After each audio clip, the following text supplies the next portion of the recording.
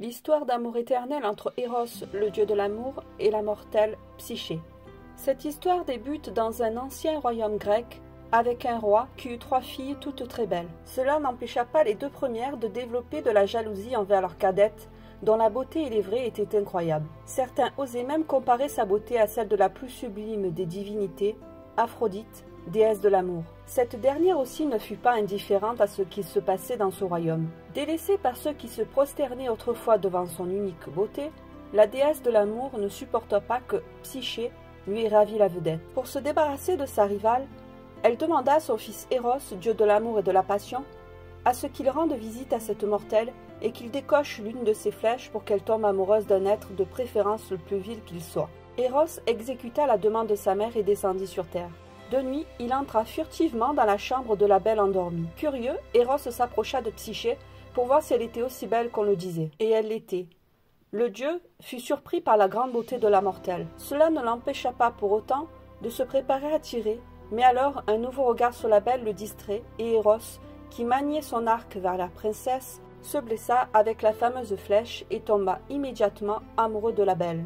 À cause de cet amour, Eros fut bien capable d'accomplir sa mission. Il la quitta là. Si Psyché était très belle, elle avait également bon cœur. Lorsque ses sœurs aînées trouvèrent un mari, elle se réjouit pour elle. Étonnamment, aucun prétendant ne proposa sa main. Beaucoup de gens venaient de très loin pour simplement l'admirer telle une œuvre d'art. Ce que tous ignoraient était que Eros empêchait quiconque de tomber amoureux de celle qu'il aimait. Les années passant, Psyché demeurait seule et en éprouva de plus en plus de tristesse. Le père de Psyché, désespéré de voir sa fille sans époux, se rendit à Delphes pour supplier le dieu Apollon de permettre à Psyché de se marier. L'oracle du temple eut une vision. Psyché doit être abandonnée sur un rocher au sommet d'une colline où viendra la chercher son futur époux, un horrible monstre. Le père fut anéanti. De retour au palais, l'une de ses filles aînées lui dit que l'on ne pouvait se détourner d'un ordre divin et que donc Psyché devait être abandonnée à son sort. Résigné, le père de Psyché conduisit sa fille à son funeste destin et l'abandonna au sommet d'une colline. Là, ce fut Séphir, le doux vent de l'ouest, qui intervint. Il emporta la jeune femme dans le ciel pour la conduire dans une contrée céleste. Le vent la déposa dans l'herbe, non loin d'un magnifique palais. Psyché y pénétra et y découvrit le savoureux festin qui l'attendait. Elle fut servie par des serviteurs invisibles dont elle entendit seulement les voix. La nuit tombant, Psyché finit par s'endormir dans une chambre somptueuse. Plus tard dans la nuit, elle se réveilla dans la pièce plongée dans l'obscurité la plus totale. Elle avait senti une présence, celle de celui qui devait être son mystérieux époux. Elle ne le vit pas, mais l'entendit alors qu'il lui demanda de ne jamais chercher à savoir à quoi il ressemblait, et qu'ils ne pourraient être ensemble que dans l'obscurité. L'homme, dont elle discerna que la silhouette, se montra doux et prévenant envers Psyché, cette nuit-là, et toutes les suivantes qu'il passa avec elle pour la quitter avant l'aurore. La jeune femme apprécia de plus en plus les étreintes et les mots doux qu'ils échangèrent alors. Rien ne manqua au bonheur de Psyché, si ce n'est de connaître le visage et le nom de son amant nocturne, et de revoir sa famille. Une nuit, elle confia sa terrible peine à son époux quant au fait que ses proches devaient la croire morte. Eros consentit à ce que ses 2 sœurs lui rendent visite pour qu'elle soit rassurée du sort de Psyché et pour apaiser la peine de cette dernière. Le lendemain matin, il fut permis à Psyché de retourner dans le royaume mortel afin de révéler à sa famille qu'elle allait bien et d'inviter ses 2 sœurs à l'accompagner en sa nouvelle demeure. Toutes 3 furent ramenées par Séphir au palais d'Eros. Si effectivement ses sœurs furent soulagées de constater que leur petite sœur allait bien, elles éprouvèrent bien vite de la jalousie à la vue de tant de richesses et de bonheur dont profitait Psyché. Lors d'une autre visite, elles persuadèrent Psyché que son époux n'était rien d'autre que l'horrible monstre de l'oracle et qu'il était de son devoir de le tuer, à moins qu'elle ne veuille être dévorée. Terrifiée à cette idée, Psyché profita du sommeil de son amant pour allumer une bougie afin de percer le mystère. Elle s'arma également d'un couteau dans le cas où effectivement son mari se révélait être un monstre. Ce qu'elle découvrit, ce fut un jeune homme à la beauté divine. C'est alors qu'une goutte de cire brûlante tomba sur l'épaule droite du dieu endormi, le réveillant aussitôt. Face à Psyché qui le regardait, Eros réalisa qu'elle venait de le trahir en lui refusant la seule demande qu'il lui avait jamais faite, sans compter qu'elle était armée d'un couteau. Comprenant sa terrible erreur, Psyché tenta bien de lui expliquer ses actions. Eros ne l'écouta pas. Malgré tout ce qu'ils avaient partagé, elle n'avait pas eu suffisamment confiance en leur amour pour résister à l'envie de le voir. Parvenue à l'extérieur, Eros s'envola. Dans un élan de désespoir, Psyché s'agrippa à la jambe de son mari et de ce fait s'envola aussi. Mais très vite, elle ne put s'agripper davantage et tomba dans le vide. Eros la rattrapa et la fit atterrir délicatement. Rassuré par le sort de sa compagne, il s'envola une dernière fois et partit pour de bon. Psyché retourna chez elle dans le royaume de son père. Ses sœurs ne l'aidèrent pas à surmonter son chagrin, bien au contraire.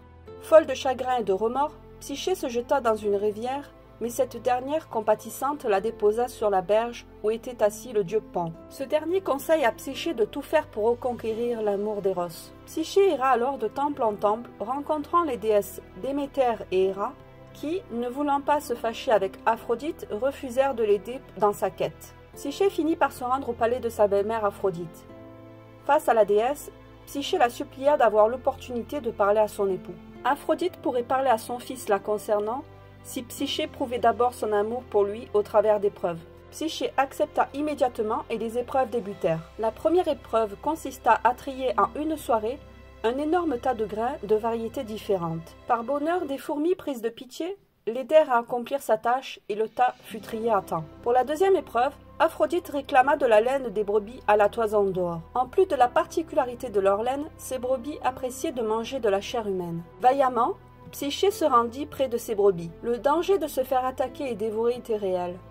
Se demandant comment accomplir sa tâche, un roseau d'une rivière toute proche lui souffla comment récupérer, en fin de journée, les touffes des poils dorés accrochés aux branches environnantes. Une nouvelle fois, Psyché se présenta devant Aphrodite, sa mission accomplie.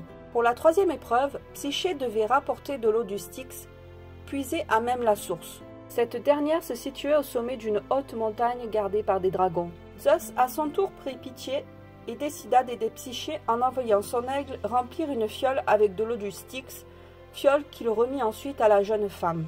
Pour la dernière épreuve, Psyché devait se rendre aux enfers pour rencontrer en personne sa reine, Perséphone. Elle devait convaincre cette dernière de mettre dans une boîte une parcelle de sa beauté pour la donner ensuite à Aphrodite. Épuisée, désespérée mais déterminée à reconquérir l'amour d'Eros, Psyché en vint à se dire que le seul moyen pour elle d'accomplir cette dernière mission était de mourir afin de pouvoir accéder à l'au-delà et rencontrer sa reine. Elle était sur le point de se jeter du haut d'une tour quand soudain une voix fantomatique se fit entendre. Elle lui expliqua comment se rendre aux enfers sans perdre la vie. Une autre force céleste venait ainsi d'intervenir pour aider Psyché.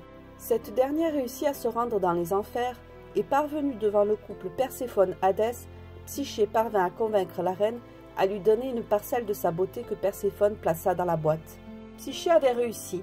En tenant la précieuse boîte contre sa poitrine, elle a prouvé à sa belle-mère la force de son amour pour Eros.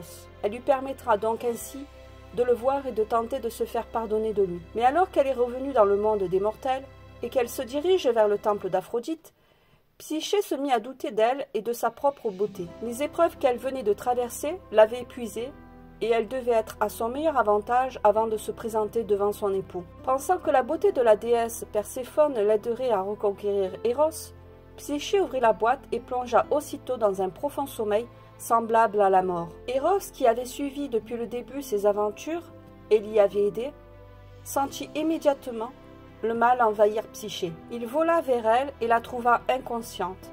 De son pouvoir, il réussit à la ramener à la vie. Convaincu de leur amour, Eros se rendit auprès de Zeus pour lui demander à ce que son épouse puisse devenir un être immortel comme lui, afin que jamais plus ils ne soient séparés. Zeus, qui lui aussi avait suivi leur histoire d'amour, était même intervenu pour aider la mortelle, accepta. Ainsi, Eros conduisit son épouse sur le mont Olympe, demeure des dieux.